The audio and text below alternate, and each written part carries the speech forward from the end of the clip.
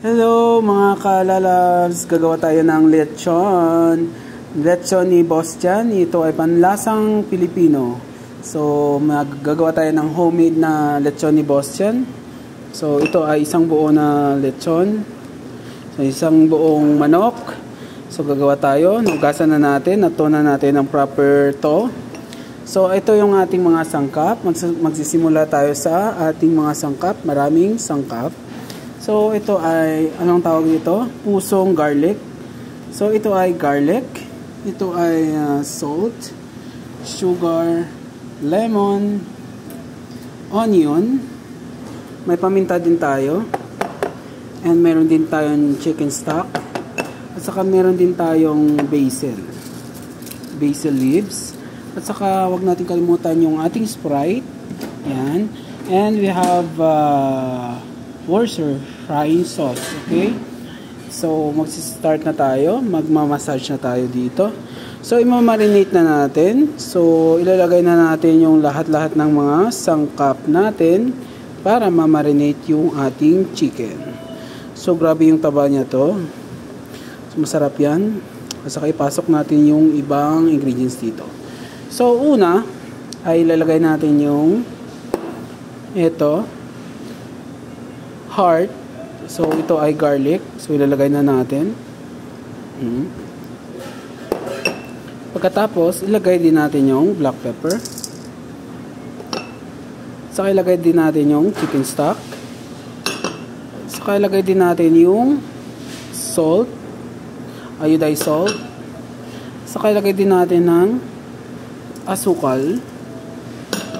At saka ilagay din natin yung basil. Kasi ito ay marinated. So, at saka ilagay na natin yung toyo. Wala tayong fish sauce. So, ito yung sauce lang natin. And, ilagay din natin ito. So, imamarinate natin yan. So, ilagay natin, ubusin natin. At saka, ilagay din natin yung lemon. Yan.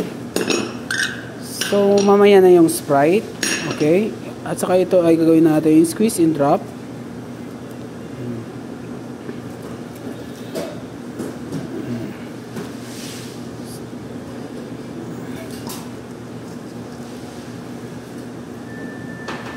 Squeeze and drop, squeeze and drop. Para ma-absorb ng what you call this one, ng chicken yung lemon.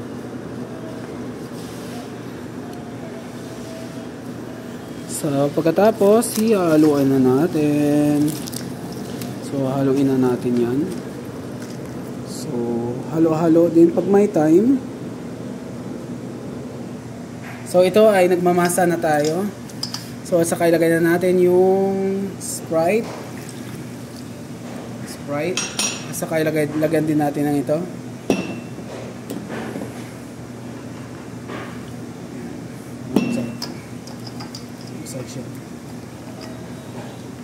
So, massage. Pasok natin yung mga marinated natin dito. Lagyan natin sa loob. Tapos, isa-stop na natin sa gilid. Yung doon pa rin kanina. Yan. So, ito na mga kalalabs, mga kaboss yan. So, na-marinate na natin. So, naka 30 minutes na. Maganda sana kung 24 hours yung marination nito. Naka isang araw na nababad sa marinate ginawa natin. So ito yung sauce na to mamaya ay lulutuin natin, gagawin nating sauce. So gagawin natin parang gravy sauce nya. See, sarap, tingnan nyo, ganda-ganda. So yan. So ito ay ipapasok natin yan sa loob para full of ingredients nandyan. So, maglechon muna tayo. Maglechon din tayo kung minsan-minsan. Yan. Saka i-oven natin to. Yan. I-oven natin yan. So now, gumawa na tayong foil na lalagyan natin para ipasok na natin sa oven natin. So, lagay na natin dito. Yan. So, maganda siya dapat. Yan. Para nakatulog. Yan. Yan. Tulog-tulog din pag may time dyan ha. Manok ha. Pagpasaway. So, then, lalagyan na din natin ng little bit. Para, garlic. Don't worry, nag-ano ako ha, naglinis ako ha ng kamay. Kasabihin nyo, naka-gloves ako kanina.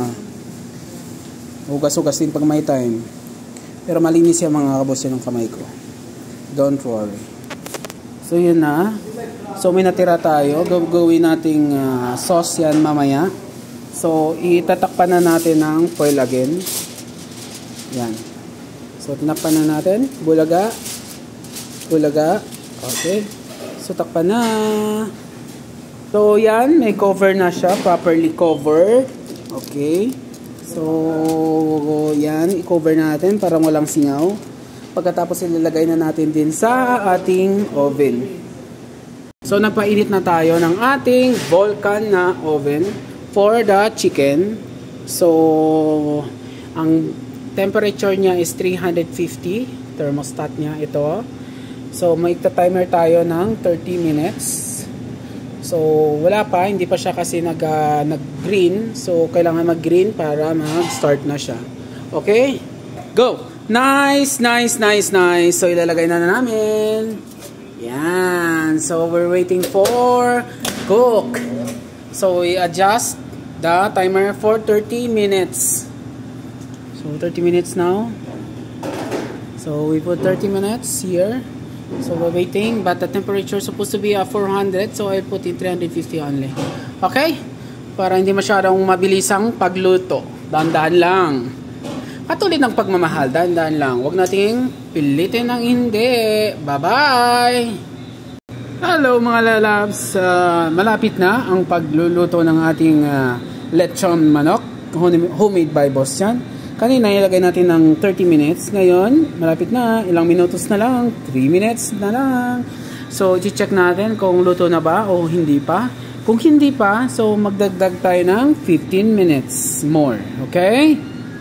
Ito na. Binuksan na natin. So, wag nating hawakan yung surface ng ating Vulcan. Baka masunog tayo. So, i-check na ni Rahat.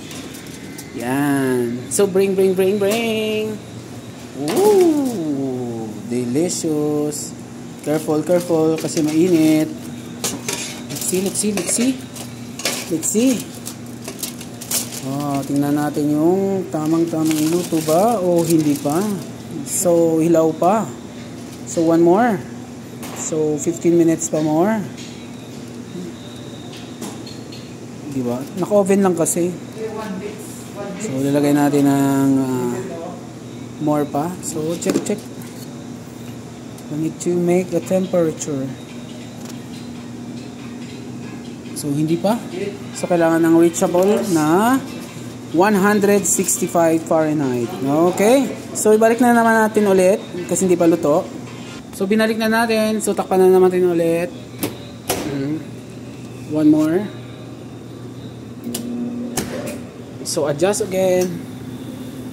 For 30 minutes. So 1 hour yung pagluluto. Okay, hintayin natin na maluto. So ito na ang ating lechon manok from oven.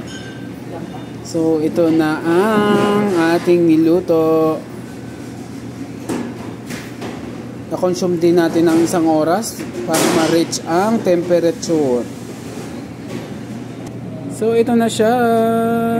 May mantiki. Diba? Sarap.